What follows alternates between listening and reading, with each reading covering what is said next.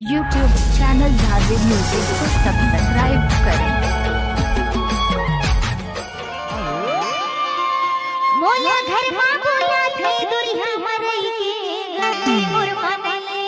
राजा रे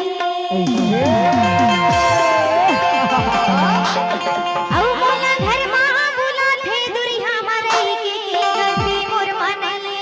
जोड़ी रे काबर बतावा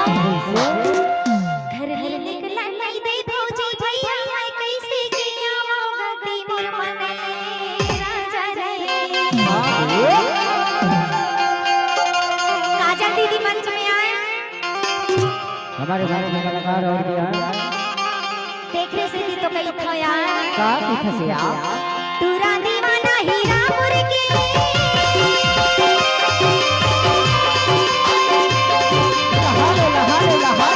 तूरा दीवाना हीरापुर के बोला घर मां बोला थे दुइहा मरई के गते मोर मनले राजा रे बोला घर मां बोला थे दुइहा मरई के गते मोर मनले राजा रे घर निकला नहीं दे भौजी भैया मैं कैसे किया गते मोर मनले राजा रे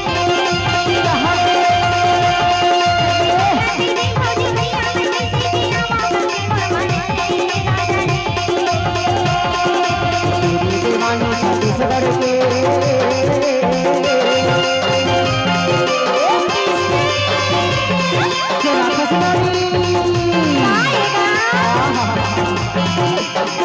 दीवानी छत्तीसगढ़ के